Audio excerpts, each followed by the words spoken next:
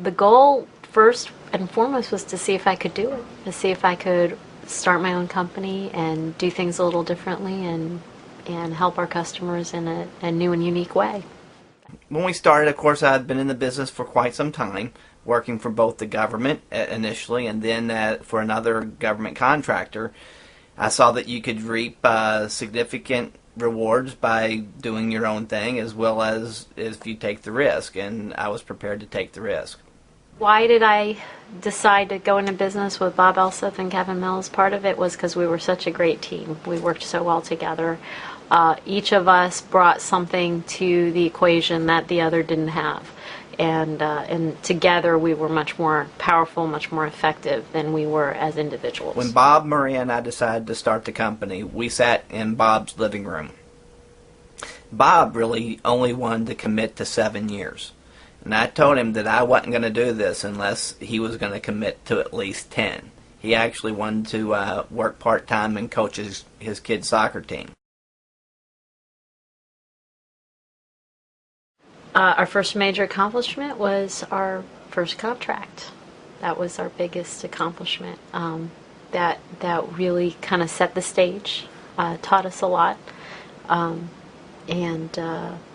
we were able to successfully continue to help our customers solve big problems for the Navy.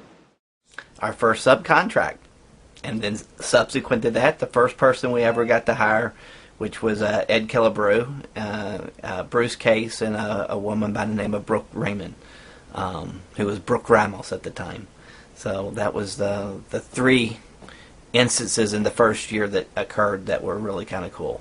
I think for us was getting a vehicle in place that we could get some work under, and the first one we did was a Department of Transportation vehicle, of all things, where we, if I remember right, was a sole source justification we prepared in order to convince NAVSEA that we could use this non-DOD vehicle to do DOD work under, and we were successful in doing that, so I think that was our first major accomplishment. Followed real soon after by getting our Seaport vehicle in place, which was a major undertaking for the 4 or 5 of us that were with Delta at the time to get that in place. Our line of credit. All right. The first major challenge was the first payroll. All right. And then making sure we had enough money in the bank to make our second payroll and our third payroll. Well, I think the obvious challenges were just, getting those initial contracts and putting in the time to work on the contracts while they were also trying to go out and build more business. 9/11 was our biggest challenge. We weren't sure if we were going to continue after we lost Bob, and that was a major turning point for us, deciding that we were going to continue to his legacy, even though he wasn't with us anymore. All 3 of us each brought a unique capability to the equation, and so we lost a part of ourselves. It's a 3-legged stool, and we lost one of our legs, and so corporately that was very difficult. I think for us personally, we all were friends, and so we lost one of our best friends that day, and that was very difficult. It also helped bring us together, show us what we were made of and who we were to each other, to our families. On 9/11, it was extremely hard, but my first thoughts went to Faith and Annette, then to Sydney and Emily, and Savannah and Maria, because we were family, and we still are family, but it's at a stage that we were all very vulnerable. Much like the country, we felt hurt. Initially, of course, my mind goes to statistics. It hit the Pentagon. It's a 5-sided building. It's only 20% chance. So that was the beginning when it first transpired. 80% chance of survival. So after that, though, and not hearing from Bob, and he would have called in, it became apparent that he was hurt, and of course we realized the worst thing possible. it's still a very hard thing to deal with. That as they've gone along, they've always kept their core belief in their employees. They have managed to grow and still make their employees feel that each one of them is important and that we value them and that their contribution to Delta is so important. And to me, that's the culture of Delta, and that's one of the most important things that they've been able to maintain. I believe that Delta, you've got the opportunity to, as an individual, to reach goals that in any other place you probably wouldn't have that opportunity. If you come in and make your bed well, you'll do very well. Every individual is tied to every other individual. It's important that everybody recognizes that and tries to achieve the most that they possibly can.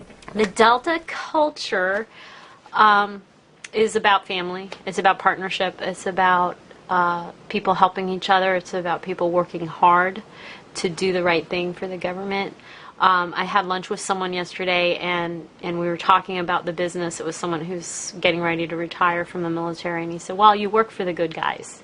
And I really like that. I like that statement because I do feel we work for the good guys, and we all work together for the good guys. And so we're not in it for ourselves. We're not in it for personal wealth. We really are about empowering everyone to do the right thing and providing everyone the tools they need to do the right thing. When it started, we all had little kids. We all had a desire to work and support the government, but we also wanted to make sure we enabled ourselves to be able to spend time with family. And so we put in policies and procedures in place that would allow those same benefits to be provided to all Delta employees. The workforce is changing over the last 10 years. The commutes are insane, and so by enabling people to have the ability to work at home or work at their government site or work while they're on travel, it just makes us much more efficient and then allows people to spend more quality time with their family. For me, because when we started the company, we said we were going to give it 10 years. We're going to see what we could do in 10 years. And so for me, it really is that we've accomplished what we set out to accomplish. It means we've arrived. It means we followed through with our commitment to each other and to the Delta family and doing things different. To say that a company's achieved 10 years of existence, I think I read somewhere way back that like 80% of all the small businesses fail within the first 5 years of existence. So if you can get through the first 5 years, chances of longevity are good. So by reaching 10 years, we've really provided an indication that we're here to stay. We've lowered any risk of Delta not succeeding. And so now it's just managing the continued growth, and hopefully we can do another 10 years of growth that is similar to the first 10 years. Hopefully another 10 years of explosive growth. I think we're providing exceptional employees to provide support to the warfighter across the whole domain of DoD. I hope we can now expand beyond DoD. We have some employees now working in Department of Energy. We'll look at that as an opportunity for some growth in that area. Help us diversify our contract base, which will make us more stable for continued growth in the next 10 years. But we don't really have a goal at this point. I mean, we just want to improve and to make sure we stay competitive and that we still maintain the small business culture. That would be a big challenge. Hopefully more of the same, more growth, more opportunities for great people. I hope to see more leaders develop out of Delta. Very excited to see us expand into other markets, and really hopeful that the next 10 years will allow us to continue with our same corporate culture.